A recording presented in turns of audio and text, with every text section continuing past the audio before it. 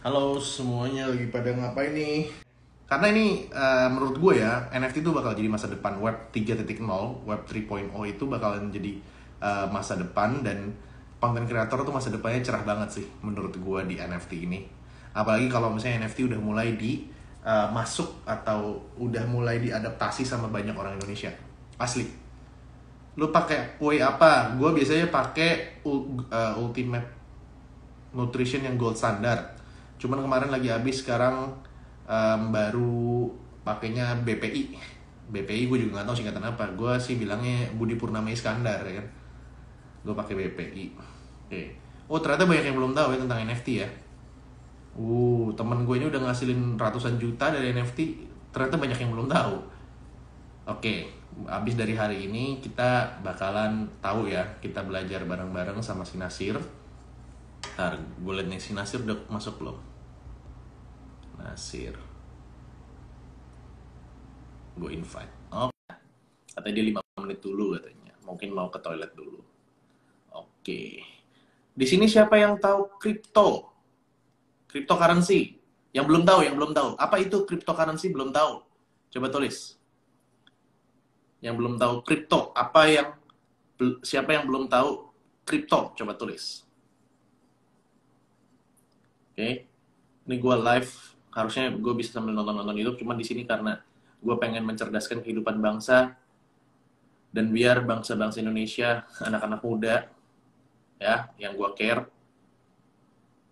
biar bisa cari uang lewat dunia digital. Itu apa namanya tujuan gue hari ini.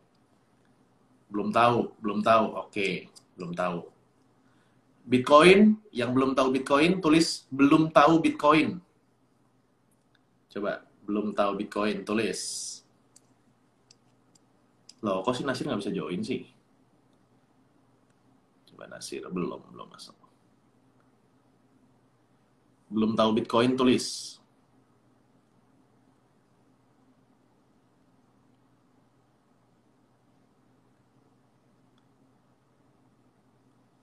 Belum tahu Bitcoin, oke. Belum tahu Bitcoin ya. Oke. Bang, maaf auto topik, cocok, rambut panjang, thank you. Oke, jadi gue kasih tahu sambil nunggu si Nasir, gue kasih tahu dulu ya. Jadi zaman sekarang itu ada namanya teknologi blockchain. Nah, teknologi blockchain tersebut itu adalah teknologi yang dimana kita tuh tidak terdesentralisasi. Oh nih, Nasir udah masuk nih. Oke, Sir, siap-siap dulu Sir. Kalau di siap kasih tahu, gue sambil jelasin apa itu Bitcoin sama blockchain karena apa namanya banyak yang belum tahu Sir. Kalau udah bilang udah gitu atau request join aja Sir. Nah, coba gini bayangin deh. Teknologi blockchain itu dimiliki sama beberapa macam kayak organisasi. Contohnya Ethereum, Cardano, Ripple, macam-macam kayak gitu ya. Nah, apa manfaatnya teknologi blockchain? Lu pernah dengar nggak sih kayak ada sengketa tanah di BPN, Badan Pertanahan Negara gitu ya. Terus lu itu masih udah masuk. Nah, di Badan Pertanahan Negara itu kan sering ada kayak si udah ada Nasir. Halo, Sir. Halo bro, jelas gak suara gue? Jelas, jelas. Oke. Oke. Gimana kabar Ini Pak? baik. Gimana kabar, orang baru ngobrol di Discord ya? Tiap hari ngobrol ya padahal. tiap hari GM gitu kan. Iya. Jadi Gimana teman-teman, nih? kenalin, ini temen gue namanya Nasir. Akunnya Nasir712. Dia aktif ngebahas tentang NFT di YouTube-nya dia dan di Instagram-nya dia. Silakan dicek. Dan Nasir sudah mendedikasikan Instagram-nya untuk mengedukasi anak-anak muda Indonesia dan bangsa Indonesia ya. Jadi udah nggak ada akun pribadi lagi ya Sir ya? Udah gak ada. Kemarin bini gue ulang tahun, gue gak Udah nggak ada. selamatin di story, gak kayak biasanya. Oke. Nah, Nasir ini ngomongin banyak tentang NFT dan gue pun masuk ke dalam grup Discord-nya dia, yang mana masuk ke Discord-nya dia itu harus apply sampai 2 kali gue ya kan. Akhirnya dikasih juga. Nah, kita bakal bahas NFT lebih lanjut. Cuman gini, Sir, masih banyak yang belum paham tentang blockchain sama NFT nih, Sir. Nah, mungkin gue jelasin dulu kali ya. Gue jelasin dulu blockchain itu Boleh, apa sih, gitu kan. boleh. Oke, gue jelasin dulu. Blockchain itu apa sih? Blockchain itu, tadi kan gue udah sampai jelasinnya kayak badan pertanahan. Nah, badan pertanahan negara itu kan punya rak-rak sertifikat-sertifikat tanah ya di seluruh Indonesia. Nah, lu sering kan terjadi si Pak Budi sama Pak Usman gitu mau beli tanah, ternyata sertifikatnya ganda atau tiba-tiba sertifikatnya hilang. Nah, itu terjadi gara-gara apa sih? Itu terjadi karena semua arsip tentang sertifikat ditaruhnya di kantor BPN. Jadi cuma ditaruh di satu tempat. Nah, dengan teknologi blockchain ini, bayangin arsipnya itu disebarin ke seluruh masyarakat Indonesia, yang dimana kalau ada satu sertifikat hilang, ya kan, yang lain bilang, apa lu nggak bener lu? Ini hilang nih, nggak boleh, harusnya ada nih. Nah, itu adalah teknologi blockchain. Jadi teknologi blockchain itu sebuah kayak semacam teknologi yang membuat orang-orang itu tidak bisa mengutak-atik data tertentu di dalam satu server. Sampai sini dulu ya. Nah, sekarang kita ngomongin NFT nih. Oh, sorry, blockchain dulu. Nah, biasanya orang-orang yang bikin blockchain untuk untuk menggunakan service atau melakukan sebuah transaksi di dalam blockchain-nya dia. Bayangin BPN nih udah punya blockchain gitu ya. Nah, kan pasti ada yang transaksi tuh. Mau bikin sertifikat baru, terus habis itu mau lepas sertifikat, mau rubah girik jadi apa namanya, jadi sertifikat hak milik. Itu kan butuh transaksi kan. Nah, kan biasanya kita pakai rupiah. Nah, bayangin BPN bikin mata uang sendiri, misalnya koin BPN gitu. Nah, itu namanya cryptocurrency.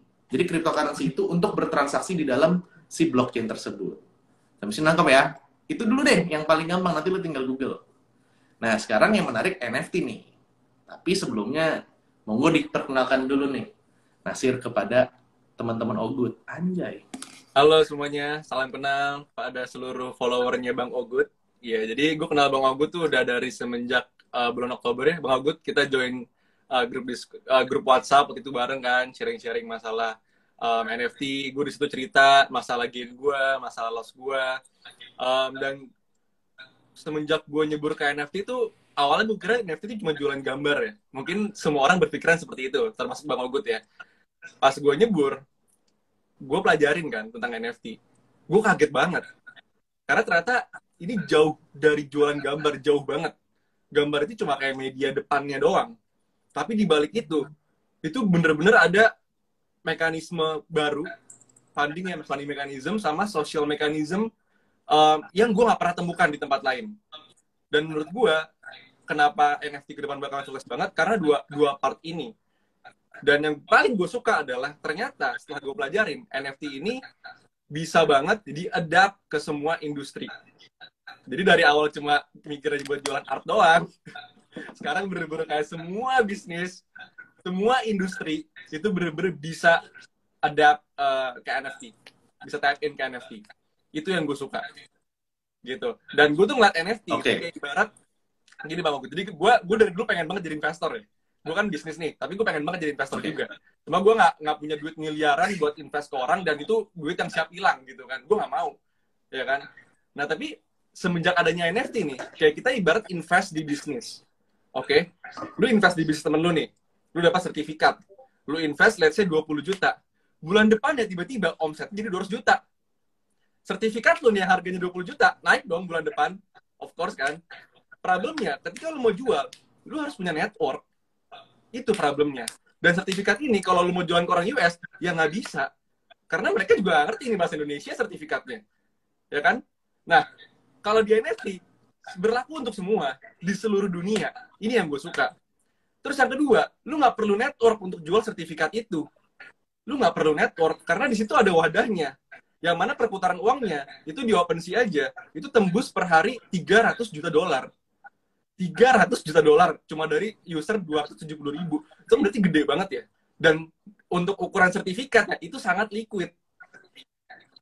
Jadi kayak gue dikasih kesempatan untuk jadi investor ke sebuah perusahaan atau UMKM dengan modal 5 juta, 10 juta, 20 juta, dan sangat liquid untuk ukuran sertifikat. Gitu kurang lebih. Oke. Nah, itu dalamnya nih. Karena Nasir nih praktisi NFT nih. Jadi, kita ngobrol udah dalam banget nih. Kalau gue sama Nasir tuh enak ngomongnya, oh begitu, begitu, gitu. Karena gue juga udah praktisi gitu ya. Yeah. Nah, gue mau kasih tahu dulu nih ya. Kalau misalnya di NFT itu ada dua. Lu bisa jadi trader atau investor ya.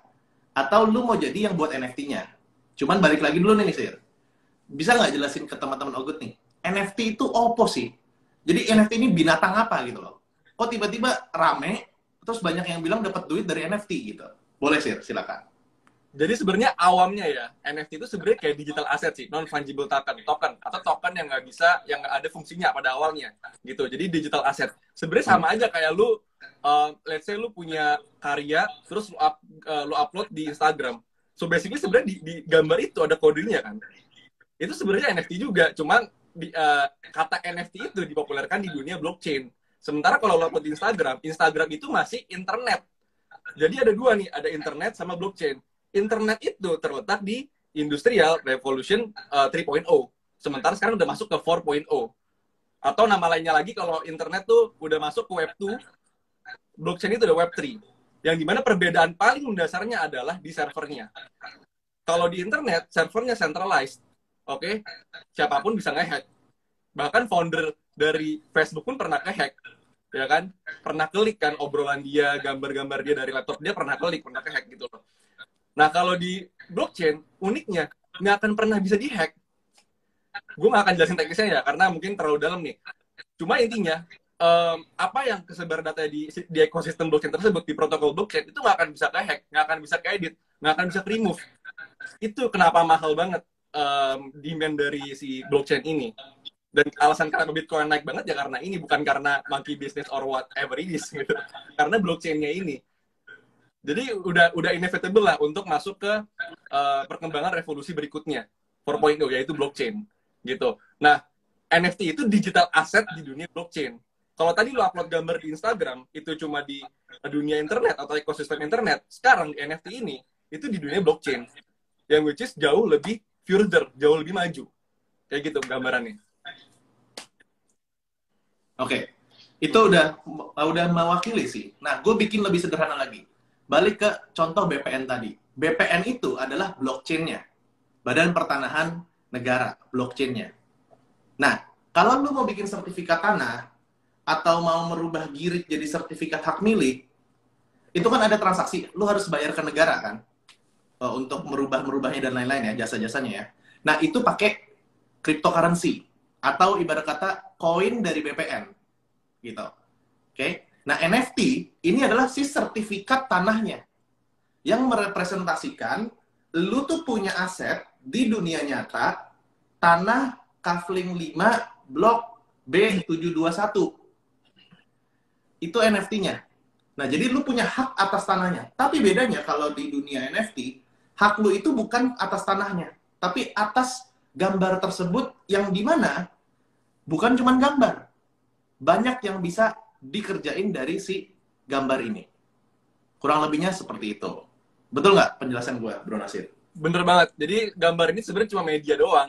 Di balik itu sebenarnya ada sertifikat ya, atau kode atau token yang dimana itu sekalinya itu milik lu, itu bakalan milik lu. Nggak akan bisa diganggu-gugat. Mau gambar lu di copy paste sama orang lain terus dijadiin profile picture sama dia, ya itu bukan punya dia. Itu sama aja kayak gue nge-scan STNK orang nih, terus gue pakai tuh STNK, gambar STNK gue, itu bukan gambar gue. Atau let's say gue ngambil gambar Mona Lisa dari Google, terus gue print gambar di rumah gue, itu gambar bukan punya gue, dan semua orang tahu itu bukan punya gue, karena ada sertifikatnya. Nah, di blockchain, itu nggak bisa dibohongin.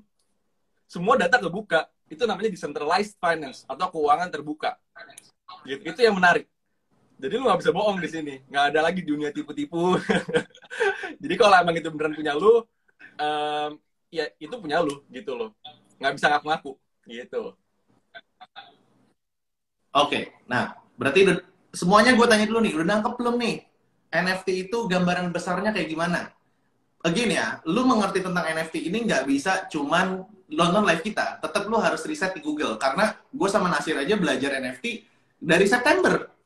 Dari September ya, gue sih dari September. Bahkan dari Agustus. Gue ngeliat si Lucky live, ya kan? Terus habis itu gue cari-cari gitu kan. Nah itu sih, sampai sini nangkap nggak? Coba tulis nangkap dulu. Dan kalau udah nangkap, follow Nasir, jangan lupa. Ini temen gue nih, ini bakal the next GRNY Crypto, anjay. Amin.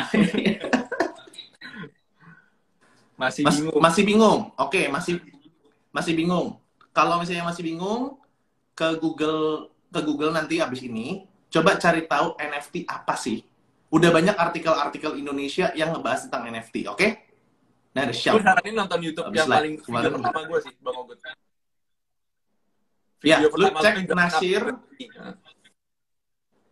Ya nanti lu cek, lu catat sekarang, atau nggak screenshot. Ini ada akunnya Nasir 712, di YouTube juga ada Nasir 712. Lu nanti tinggal nonton YouTube-nya. Daripada minggu nih lu nontonin yang nggak jelas, lu tonton deh, karena ini masa depan banget. Oke? Nah, sekarang dari simpel lagi nih, Sir. Gimana cara beli NFT? Dan modalnya berapa duit? Gitu. Kalau gue sih selalu bilang ke teman-teman gue, kalau lu belum punya uang dingin sekitar 20 juta, jangan dulu, karena nanti sakit hati banget. Uang dingin artinya uang yang kalau lu hilang, itu nggak apa-apa. 10 juta deh. Itu udah minimal banget. Kalau di bawah itu, gue sangat tidak merekomendasikan untuk jadi investor ya. Tapi saran gue paling minimal banget 20 juta. Itu uang dingin yang kalau lu hilang, lu nggak akan merusak cash flow lu. Oke? Nah, kalau udah ada itu, lu tinggal beli Ethereum ya kan di exchange, whether itu Indodax, Toko Kripto, atau Pintu yang murah, ya kan? Nah, setelah lu beli account Ethereum, atau let's say lu mau main di Solana, banyak networknya ya. Cuma yang gue sering main tuh Ethereum. Karena yang paling populer Ethereum, yang market yang paling besar Ethereum. Nah, kalau lu mau main di market Ethereum, lu beli Ethereum-nya. Oke? Setelah punya Ethereum-nya, dikirim ke wallet. Kalau wallet di network Ethereum, namanya MetaMask yang paling populer. Itu yang paling gue pakai dan yang gue rekomendasikan ke semua orang. MetaMask. Karena dia nggak pernah ada kendala so far dan nggak macem-macem gitu. Nah, kalau udah punya Ethereum di MetaMask, itu gampang banget untuk membeli NFT. Gitu. Lu bisa masuk ke secondary marketplace such as OpenSea, Rarible, dan kawan-kawan, atau bisa juga langsung minting dari developernya. Jadi lu beli project ke developernya langsung gitu dengan cara minting. Minting itu mencetak NFT ke ekosistem blockchain. Itu kayak lu ngupload gambar nih ke Instagram. Gitu. Itu minting. Kalau di istilah gampangnya kayak gitulah ya. Lu nge-post gambar di Instagram, nah ini lu minting sebuah NFT ke dunia ekosistem blockchain. Kayak gitu. Itu bahasa awamnya. Oke. Gue sederhanain lagi nih. Jadi kalau lu mau main NFT itu sama aja kayak lu mau beli barang dari Tokped gitu ya, terus jual lagi di Tokped. Nah, lu tinggal pilih, lu mau main di Tokped, Shopee, Bukalapak, atau Blibli. Nah, mereka ini semua punya ekosistem yang berbeda. Ekosistem tuh anggap aja tempat lu bermain. Nah, dari masing-masing ini, bayanginnya gini, kalau Tokopedia, Blibli, Shopee, sama Bukalapak, kan dia pakainya tetap rupiah. Nah, bayangin ini Tokopedia, Shopee, Bukalapak, dia tuh punya mata uang sendiri. Mata uang Tokped, mata uang Shopee, mata uang Bukalapak, mata uang Blibli. Nah, lu harus tukerin dulu rupiah lu ke mata uang masing-masing. Nanti baru lu bisa bertransaksi di sana. Kurang lebihnya seperti itu. Nah, kalau di dunia blockchain itu ada Ethereum, Solana, Polygon, sama ada hand to Tezos kalau nggak salah. Tezos. Nah, cuman yang paling bergengsi, yang paling jempolan itu Ethereum. Di marketnya OpenSea lah, kita bilangnya seperti itu. Sampai sini nangkepnya nih. Pelan-pelan nih, kudu pelan-pelan nih, karena ini kompleks sih. Sangat kompleks. Oke. Bang. Iya, sangat kompleks. Tokopedia, Oke, ya benar. Benar.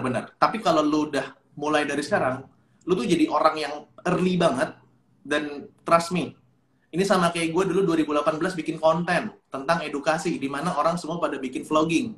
Nikmatnya pas udah 2019-2020 berasanya. Kayak gitu. Nah, selanjutnya Sir, gimana kita bisa cari cuan dari NFT sih? Kan ada dua tuh, investor atau pembuat NFT. Dari pandangan lu gimana nih? Untuk investor dulu, karena kita kan investor. Kita kan paper hand. Jadi so far gini sih, Gimana? ada dua ya. Tadi ada creator sama investor gitu. Nah untuk creator sendiri ya lo build NFT, tapi juga di situ ada project behind the NFT. Apa project yang lo mau buat? Apakah lo mau buatnya untuk charity? Apakah lo mau buat untuk game? Apakah lo mau buat untuk metaverse? Dan banyak lagi. Jadi ada project behind the NFT. NFT ini cuma media doang. But then ada investor. Ini yang masih gue lakukan gitu. Gue masih belajar NFT juga, jadi gue belajar dari investor dulu sebagai investor. Nah, kalau lu mau belajar sebagai investor, sebenarnya um, kalau dari gue intinya gimana caranya lu bisa research dengan baik dan benar sih, gitu. Jadi 1 minggu itu ya bisa ada 500 project NFT. Sementara yang sukses itu menurut gue kurang dari 1% ke depan. Jadi kalau lu nggak bisa research, habis pasti uang lu. 100% pasti habis. Karena chance lu kecil banget nih, kurang dari 1%. Itu makanya penting banget kalau lu mau main NFT, lu belajar research yang baik dan benar. Gue kalau misalkan nerima orang di Discord gue nih ya, lu nggak boleh masuk Discord gue kalau lu belum bisa research. Belajar dulu research. Research itu nggak pakai biaya loh, gratis. Waktu doang, lu mau waktu dan mau usaha. Sisanya itu terserah lu, kalau lu mau rajin research, makin bagus, makin mantep hasilnya. Gitu. Nah, kalau beberapa influencer seperti Gary Vee yang gue ikutin ya, itu bahkan nyaranin kalau lu mau masuk ke sebuah project nih, lu research dulu at least 50 jam. Baru lu beli NFT tuh. 50 jam. Jadi kita di sini nggak main-main, kita ibarat kayak main catur lah. Kalau mau ngelangkah tuh mikirnya harus panjang, harus bener. Karena kita kan naruh duit gede nih di sini. Lu beli NFT bisa 0,1 Ethereum, which is 6 juta. Kalau hilang kan nyesat juga dong. Gitu. Walaupun eventually lu pasti akan mengalami kehilangan uang di NFT. Karena semua orang pasti pernah membuat kesalahan, sejago apapun mereka pasti pernah membuat kesalahan. Tapi kan kalau kita by average itu sebisa mungkin profit gitu. Alhamdulillah teman-teman gue semuanya tuh udah profit sih, nggak ada yang minus ya, by average ya. Cuma kalau by per project ya ada yang positif, ada yang minus gitu. Oke. Nah, ini ada pertanyaan menarik nih. Apakah pembelian NFT sama kayak beli saham? Sesulit itukah? Tolong dong untuk jawabannya. Gue nggak main saham Bang Ogut aja. Oke. Masalahnya tuh gini. Kesulitannya kita untuk main NFT itu dibandingin saham adalah pertama dari currency. Dimana currency kita kalau main saham lu tinggal top up uang ke Ajaib. By the way, jangan lupa download Ajaib pakai kode Aldi 400 biar gua performance-nya bagus di Ajaib ya. Nah, terus habis itu lu tinggal top up rupiah. Habis itu lu bisa langsung beli saham. Nah, tapi kalau misalnya di NFT, lu harus beli dulu nih, ibarat kata money changer dulu biar dapetin cryptocurrency which is Ethereum, Polygon. Polygon itu berarti Matic, terus sama Tezos ya kan, sama atau Solana, tergantung lu mau mainnya di mana. Nah, baru lu setelah tukar duitnya, lu harus pindahin ke dompet kripto lu. Nah, setelah udah dapat di dompet kripto, lu baru bebas tuh beli. Biasanya kita mainnya di OpenSea, gitu guys. Jadi ribetnya di sana aja. Sama kedua, ribetnya adalah ini sesuatu hal yang baru. Lu nggak kayak beli koin atau beli saham yang udah tahu oh ini tuh ini gitu loh. Lu bener-bener beli surat atau beli gambar yang dimana gambar itu merepresentasikan si project tersebut dan dimana lu harus riset dalam banget tentang projectnya tersebut. Kurang lebihnya kayak gitu. Gitu sih. Nah, Dan terus sih NFT kalau Ogut. mau jadi oh iya, silakan. Dan NFT itu nggak seliquid lu main saham atau lu main cryptocurrency ya. Yang dimana lu mau exit kapanpun bisa kan. Kalau di NFT lu harus jual, lu harus listing dulu gitu. Dan kalau listing, kalau lu mau bikin itu sangat liquid bisa, ya lu jual di bawah harga pasar lah ya, bisa dibilang. Cuma balik lagi nggak akan seliquid cryptocurrency atau saham, karena balik ke fundamental awalnya, NFT itu kan non fungible token. Secara fungsi aja udah beda, bukan alat tukar, beda sama cryptocurrency. So that's why ini harus dipertimbangkan. Ini nggak seliquid cryptocurrency, itu seperti itu, atau saham ya, gitu Bang Ogut. betul. Nah, Guys, ini gue paham banget, lu ngikutin live gue ini nggak bisa langsung 100% ngerti. Makanya please banget, lu abis ini nih ya, lu nonton YouTube-nya si Nasir 712, terus lu subscribe, karena dia bakalan rutin ngasihin informasi-informasi tentang NFT. Dan please pegang omongan gue, lu kalau misalnya nggak masuk NFT nih, lu nggak ngerti apa itu NFT ya, lu tunggu lagi 2 tahun lagi, 3 tahun lagi, lu bakal nyesel. Swear, kayak waktu dulu zamannya Reza Arab, Arif Muhammad pada bikin vlog, lu nggak konten, lu kayak apaan nge-vlog kayak gitu. Sekarang nyesel, lihat berapa orang sekarang udah ngasilin duit banyak dari cuman rumah doang. Gitu. Jadi lu langsung follow Nasir dan YouTube-nya. Sumpah. Kenapa gue minta lu follow Nasir? Karena belum ada di Indonesia yang ngejelasin detail dari mulai dasar sampai nyari-nyari projectnya selain Nasir. Gitu. Nah, lu makanya follow. Nah, lanjut, aku maunya pegang tangan Bang Ogut, boleh nggak? Apaan sih, bro Action?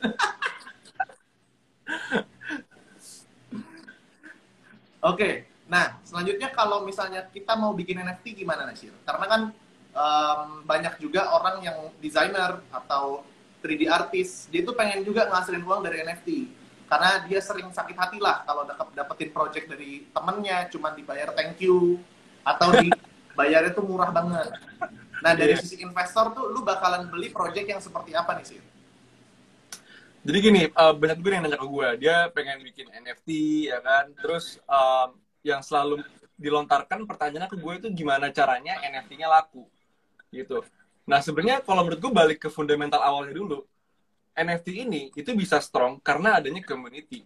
Kalau community lu nggak suka sama project lu sepenuh hati, itu udah pasti nggak akan laku. Yang pertama, pun kalaupun laku, harga dasar dari marketnya itu bisa hancur. Jadi hal pertama nih yang harus lu pastiin itu gimana caranya itu project dari segi art ya itu unik.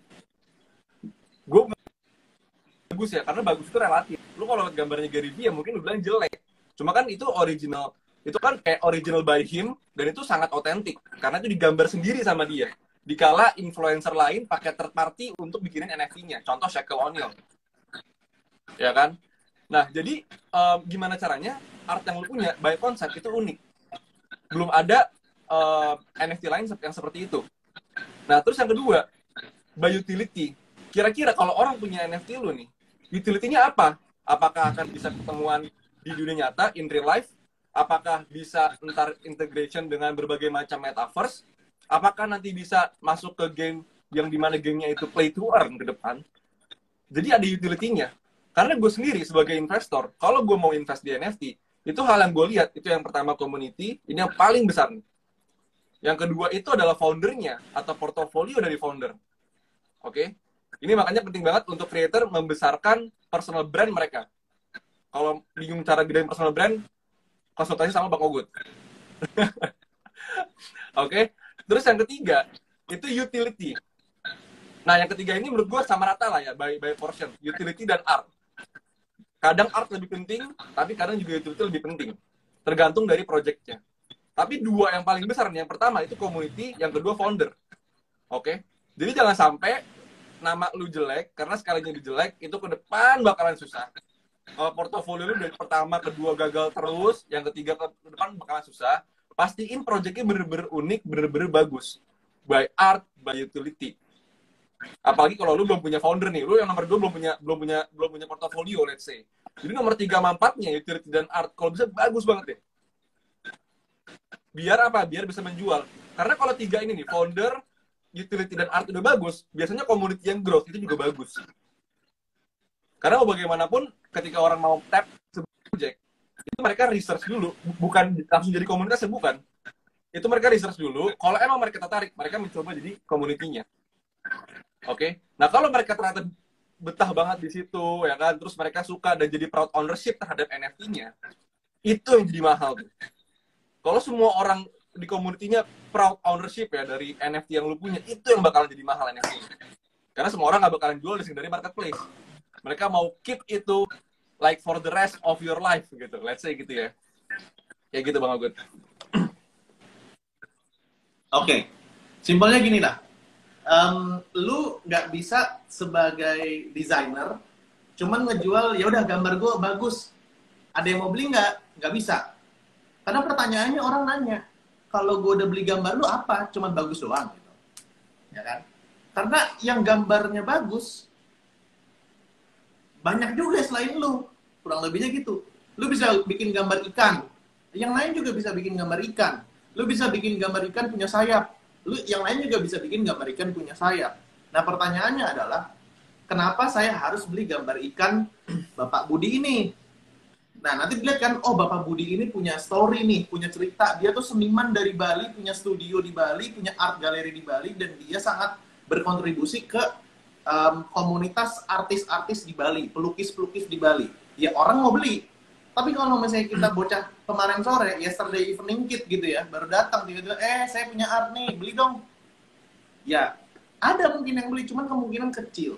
Nah, yang dimaksudkan dari Nasir tadi, untuk mempersimpelnya, kalau lu punya art, lu pikirin lagi nih, selain nih orang dapat art, dia bisa dapat apa lagi? Contoh, dia bisa dicetakin kaos, langsung dikirimin dari pabriknya dia. Atau kalau misalnya lu beli NFT-nya artis di Bali, seniman-seniman, pelukis, dia dikirimin karya aslinya di kanvas, ya kan? Atau ketiga, misalnya lu beli NFT-nya seseorang ini, dia bisa dapetin tiket untuk pameran art di seluruh dunia selama 1 tahun yang ada dianya. Keempat, kalau misalnya, bayangin aja kalau misalnya lu Indra Kents deh, Indra Kents bikin NFT. Nah, dia bilang, yang punya NFT ini bisa ketemuan sama gue sebulan sekali dalam setahun, makan malam, di mentoring. Beli kan? Mau gambarnya gambar bando, mau gambarnya gambar pulpen, karena ada sesuatu di baliknya ini, bisa ketemu sama Indra Kents misalnya, bisa ngobrol sama Indra Kents, bisa di-mentoring sama Indra Kents, mereka beli. Nah, lu harus pikirin itu dari sisi artisnya. Oke? Sampai sini nangkap gak guys? Coba absen dulu, yang udah follow Nasir siapa? Saya sudah follow, tulis. Gue jadi kayak jualan baju sih. Coba tulis yang udah follow Nasir. Follow Banyak langsung. follow nih, ada lama. Udah banyak isir ya? Oke. Kenapa gue ngebantuin biar lu pada follow Nasir? Karena gue percaya ini tuh masa depan banget, guys. Dan ini tuh kayak zaman dulu, lu cuman kepikiran, oh, ya udah abis kuliah, yang follow dapat ETH. Lu aja yang bayar, Syam. Nah, abis kuliah, kerja, jadi manajer, nyicil rumah, abis itu udah pensiun. Setelah adanya internet, orang bisa jadi content creator, ya kan, bisa jadi blogger dan lain-lain. Nah, ini nih sesuatu hal yang baru, terutama buat lu semua yang diremehin sama mertua lu. Ya elah, desainer, videographer, mau jadi apa ke depannya? Nggak punya duit nanti. Pas ada NFT ini, itu bisa ngerubah nasib lu sih ya. Makanya buruan follow. Nah, selanjutnya nih Sir, kita mulai masuk dalam nih. Oke, masuk dalam. Boleh. Gimana cara kita dari sisi investor? Gimana cara mencari project yang bagus menurut Bro Nasir? Simpelnya. Jadi kayak step by step yang lu lihat nih. Misalnya lu lihat ada project, lu lihatnya dari mana, terus habis itu lu masuk kemana, apa yang lu baca, sampai akhirnya memutuskan untuk beli. Oke. Jadi kalau gue sih, gue lebih ngelihat dari tren dulu yang berkembang apa. Kayak contoh kemarin gue nge-post masalah project Nanopass. Nanopass itu salah satu land plot yang kemudian bisa dipakai di metaverse mereka. Nah, gue melihat dari trending yang berkembang, dari tren yang sedang berkembang ya di NFT ya, itu sekarang tuh yang lagi berkembang land, land, dan yang kedua itu 3D art, gitu. Jadi pertama gue harus tahu dulu nih kondisi market kayak gimana, apa yang lagi mereka suka, gitu. Itu makanya gue kemarin nge-post Nanopass. Nah, dari setelah gue tahu tren yang berkembang, gue let's say gue nge-research ya beberapa project. Yang pertama gue platform yang paling sering gue pakai untuk research, yang paling awal itu Twitter. Itu kayak project banyak banget yang belum punya Discord, belum punya apapun, baru cuma punya konsep dan gambar, mereka bikin Twitternya dulu. Jadi kita bisa join mereka se-early mungkin. Tujuannya apa? Biar bisa mendapatkan whitelist.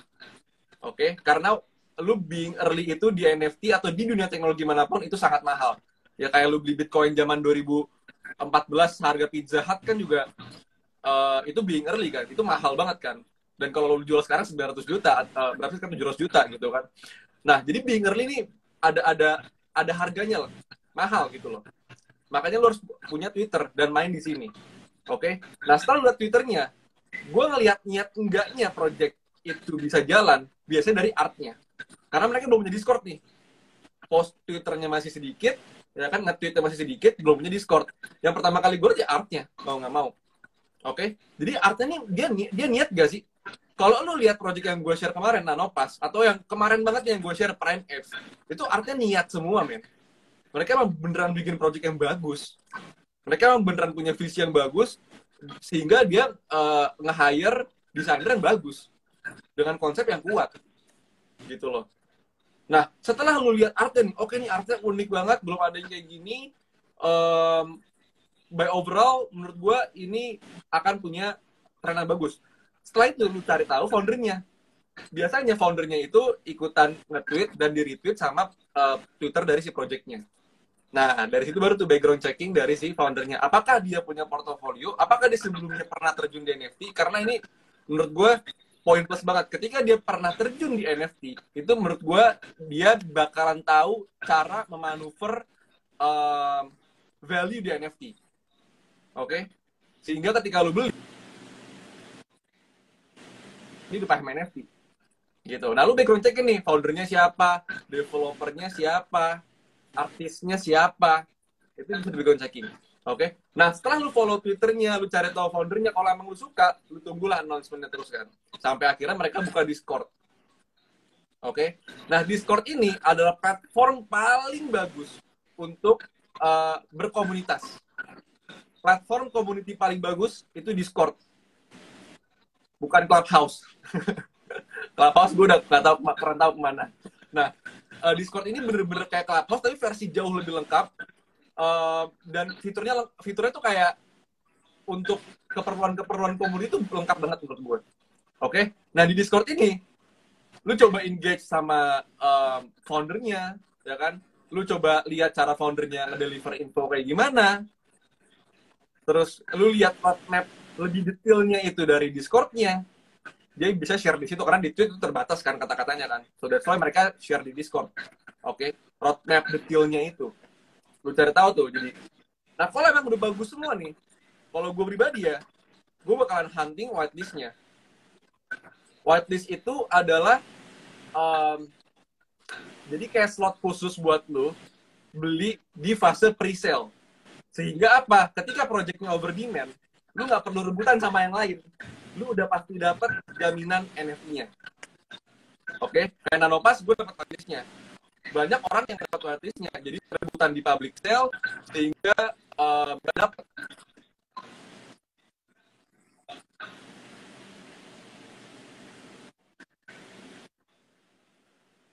Itu penting banget, balik yang tadi. Gitu. Jadi lu cari Twitternya, lu cari foundernya, masuk ke Discord-nya, hunting whitelist-nya. Oke? Jadi kalau lu udah komplit 4 ini nih, ke depan udah enak. Karena lu udah dapat harga paling bottom. Lu beli langsung dari developernya. Itu udah harga paling murah. Itu udah harga paling bottom. Sehingga apa itu kemungkinan lebih besar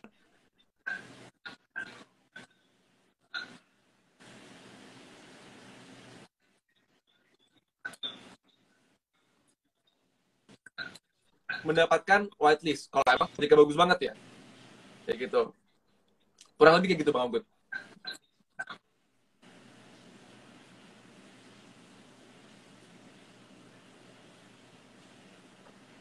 Ini yang putus-putus gue apa Nasir ya? Coba dong teman-teman. Di chat gue apa Nasir yang putus-putus nih? Coba guys. Gue sih ngecek ping gue harusnya aman, tapi nggak tahu nih IndiHome. Semoga aman. Oh jaringan gua. Jaringan siapa nih? Ntar gue ganti. Oh Nasir. Kalau jaringan lu Bang. Oh itu Nasir dibilang tapi. Oh Nasir. Oh ya. Tapi tadi kurang lebihnya kayak gitu sih. Gue bakalan again, lu nggak bakal bisa langsung nangkap semuanya. Lu mesti subscribe sih sama follow si Nasir karena dia update lebih banyak tentang si NFT ini. Nah, Aduh, Bang Nasir putus-putus. Oke. Nah, sampai sini lu pada Sorry. nangkep nggak kurang lebih konsep besarnya tentang NFT? Kalau bilang nangkep, tulis nangkep gitu. Coba.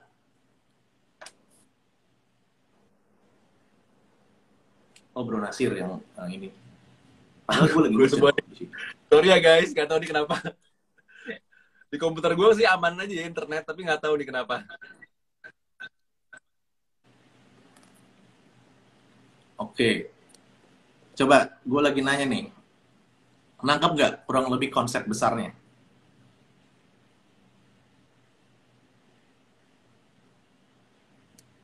Coba. Bang, live-nya bagi ini ya, jangan lupa. Iya, nanti gue save dah. Cuma gue belum bikin ini lagi, cover. Ya udahlah, bagian B. Aman, nangkep. Sebenarnya Oke, intinya pada nangkep nih.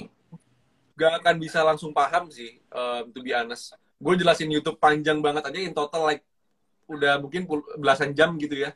Itu masih banyak yang nggak paham gitu. Jadi nggak mungkin langsung paham dalam cuma satu live ini.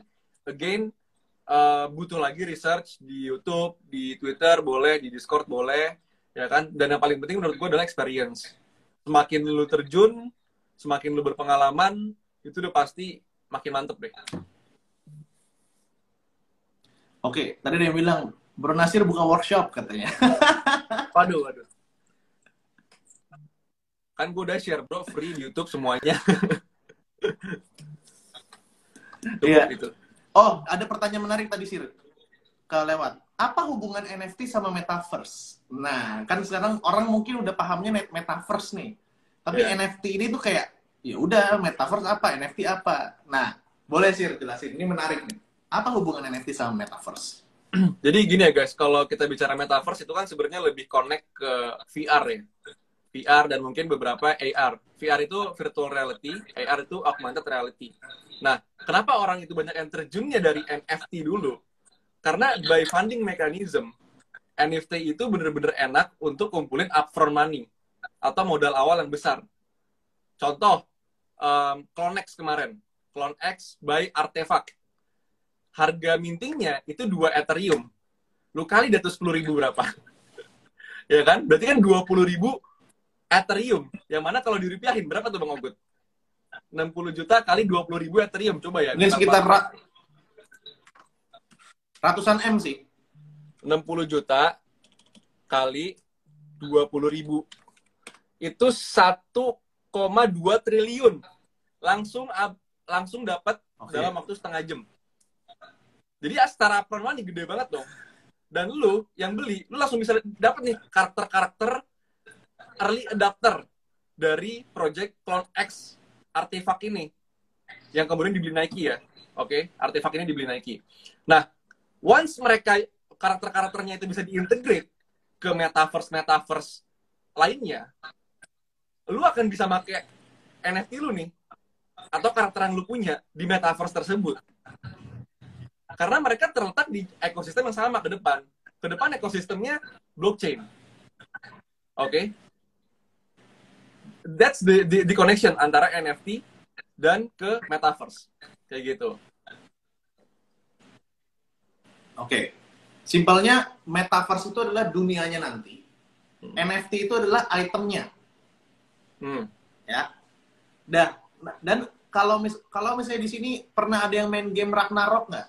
Atau game Seal Online atau Rising Force, coba yang zaman atau Dota gitu loh, Dota. Pernah nggak yang ada item-itemnya gitu loh? Coba pada pernah nggak main?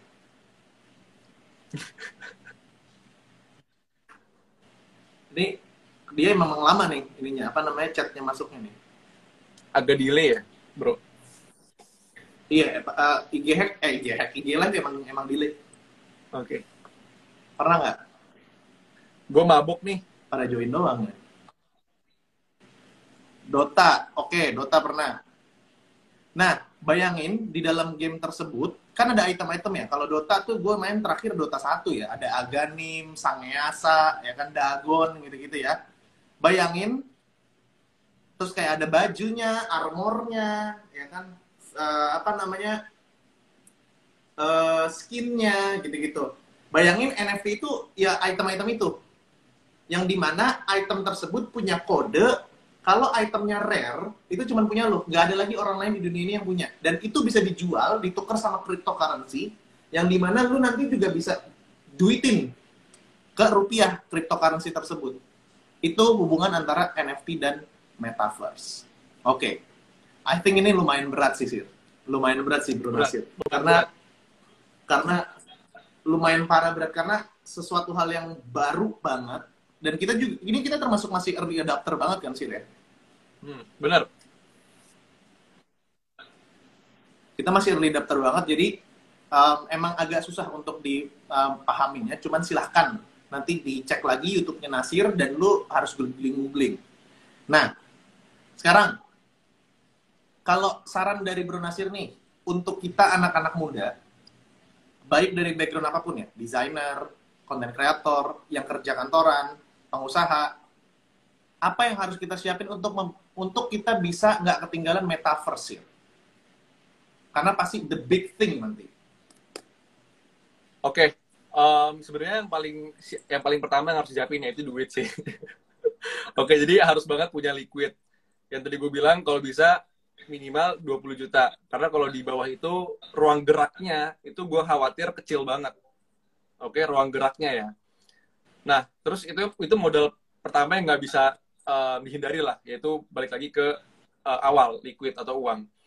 Nah, yang kedua, itu balik ke konsep awal, yaitu harus rajin research. Ini yang orang-orang banyak nggak mau, yang padahal menurut gue penting banget, yaitu research.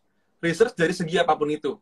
Oke, dari mulai project-project yang udah jalan, project-project yang akhirnya jalan terus mati, project-project yang tadinya volumenya kecil terus berkembang jadi besar, itu semua dipelajarin. Pelajarin behavior marketnya. Karena dibilang apakah semua project yang mau buat metaverse atau integrasi dengan metaverse akan sukses? Enggak juga, banyak yang gagal. Balik ke konsep gue awal tadi, menurut gue akan cuma 1% doang yang berhasil. Tahu dari mana 1%-nya ini? Ya itu harus research.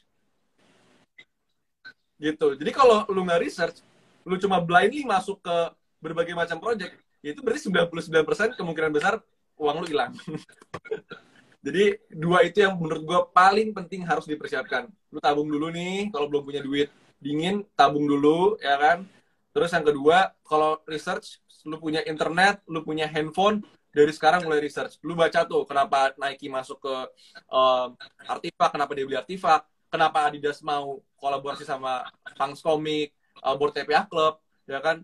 Itu dibaca semua artikel. Karena itu akan jadi bekal ketika lu nanti terjun ke dunia NFT, yang mana future-nya menurut gue udah sangat proven. Ingat, Facebook aja sampai ganti nama jadi Meta loh.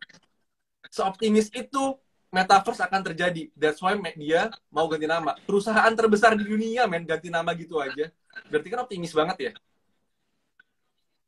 Itu makanya menurut gue harus banget rajin research, itu udah kewajiban. Gitu. Gitu Bang Agut. Oke.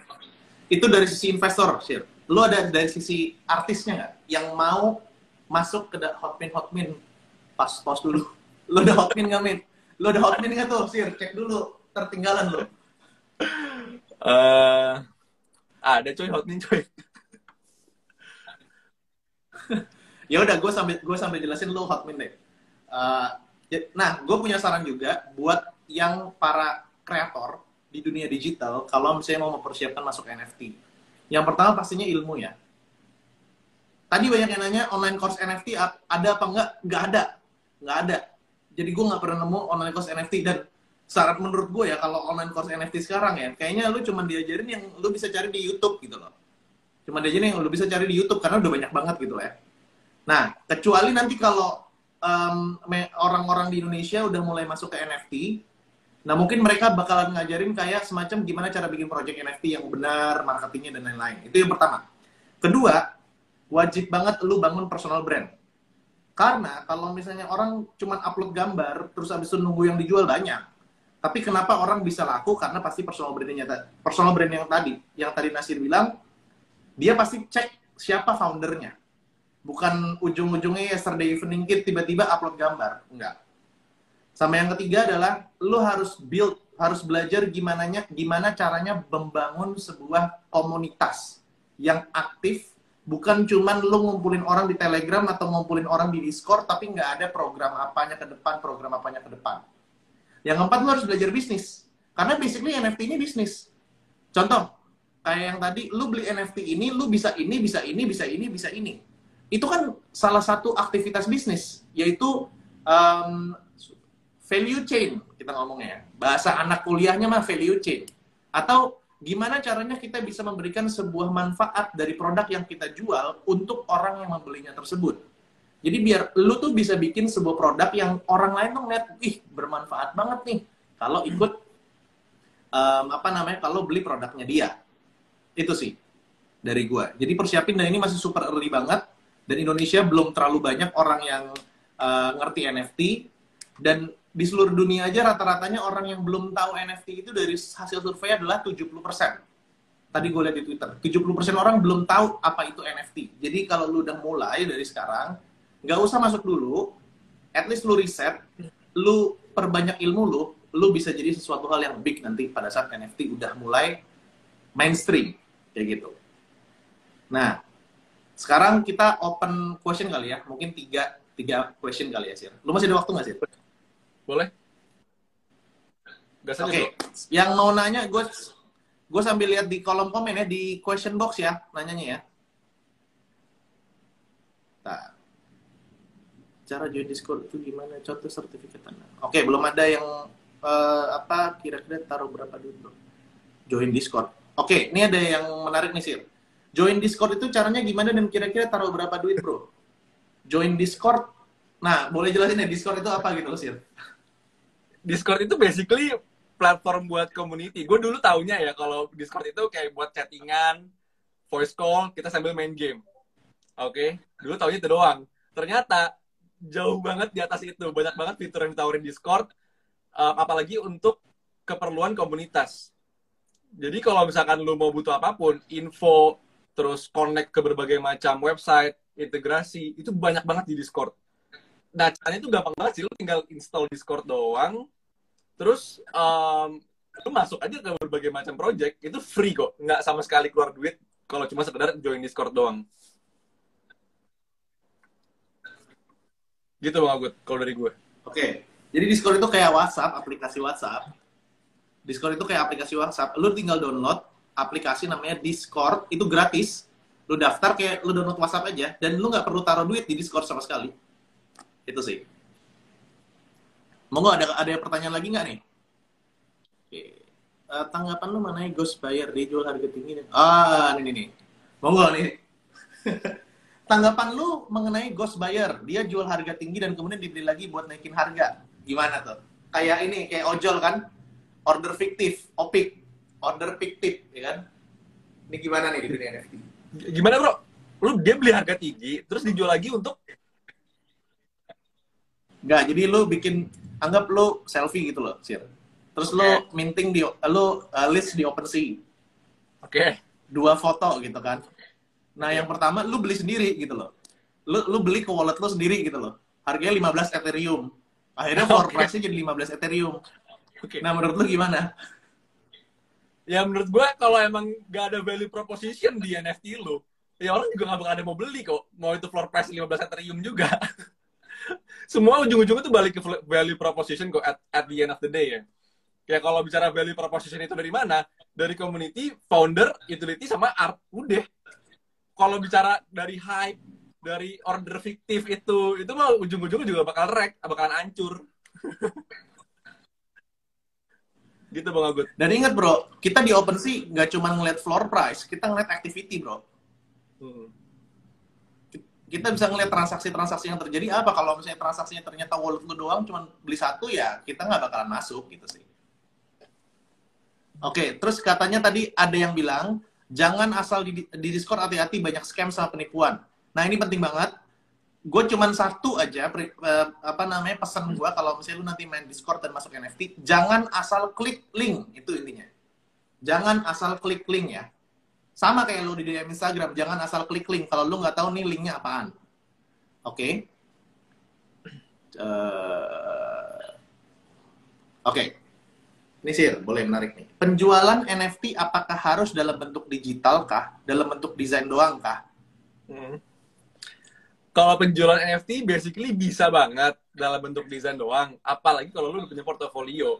Lu udah punya portofolio ya kan, semua orang banyak yang tahu lu desainer, art lu bagus banget, terus lu bikin art, lu jualan di NFT. That's it, nggak ada utility. Apakah seperti itu bisa banyak demand-nya? Bisa.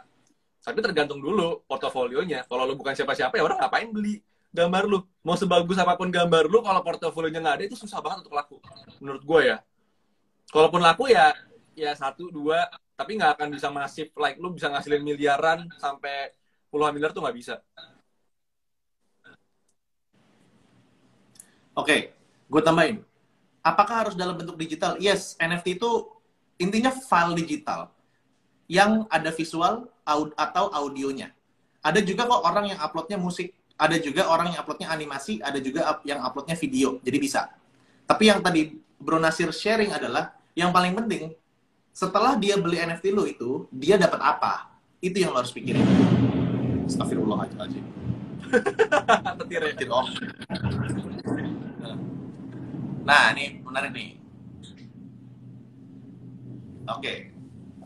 Abis ini satu pertanyaan lagi ya. Project yang sekarang bagus apa bang? Monggo, share. Kalau gue sih lagi bullish banget sama Prime App Society, sama Prime App Planet. Itu yang bikin namanya Curtis Dow. Dia udah pengalaman 14 tahun di berbagai macam industri yang besar seperti Disney, Marvel, dan kawan-kawan. Dan emang kalau lu lihat dari gambarnya, artnya, gue nggak pernah ngeliat art dengan 7.000 collection ke atas lah ya, itu sebagus ini. Kalau lu lihat artnya, lu zoom in artnya, itu bagus banget. Itu bener-bener kayak di situ experience dari seorang artis itu baru terlihat gitu ya, baru kata nyata di situ. Nah, gue lagi bener-bener bullish sama project tersebut, yang mana akan launch di tanggal 29 Desember ini, akhir tahun ini. Jadi kita bisa lihat nih perkembangan gimana. Kita bisa lihat namanya nanti kalau udah launch bisa ngelihat harga secondary-nya seberapa tinggi orang-orang nge-value dia, nge-value project dia, seberapa tinggi demand-nya. Bisa dilihat dari aktivitasnya. Kayak gitu. Oke. Oke. Nah, ini last question ya, karena kita mau masuk ke Twitter, baru buka Discord apa tuh yang tadi tuh? Apa Metroland apa lupa gue. Next, nih, bisikin. Mana ya tadi ya? Bentar. Nah, gimana cara dapat bisikan alfanya? Gimana cara masuk ke Discord-nya Bang Nasir? Coba. Gimana, Sir? Kalau masuk Discord gue, harus bisa kasih tahu lu bullish sama project apa, boleh yang upcoming, boleh yang udah launch, kenapa lu bullish sama project tersebut, jelasin secara detail kenapa lu bullish. Apakah karena pokoknya dari segala aspek, dari community-nya, dari artisnya, pokoknya apapun itu lu jelasin, dari mekanismenya, utility-nya, apapun itu pokoknya jelasin. Kalau emang ternyata lu mempunyai skill research yang sama atau mirip-mirip dengan orang-orang di komunitas tersebut, gue pasti invite lu ke Discord. Tapi kalau belum di-invite, berarti bisa belajar dulu. Research yang lebih detail. Gue kasih contohnya kok, gue kasih contoh. Benar, jadi lu harus di highlight story gue sih. Gitu.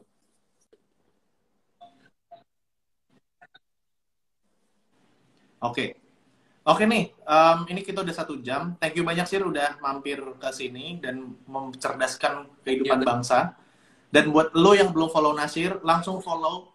Lo liatin di situ postingan-postingannya dia, ada di highlights-nya, lo pelajarin. Dan juga subscribe ke YouTube-nya Nasir 712. Oke? Di situ lo bisa belajar benar-benar NFT, dan please pegang omongan gue.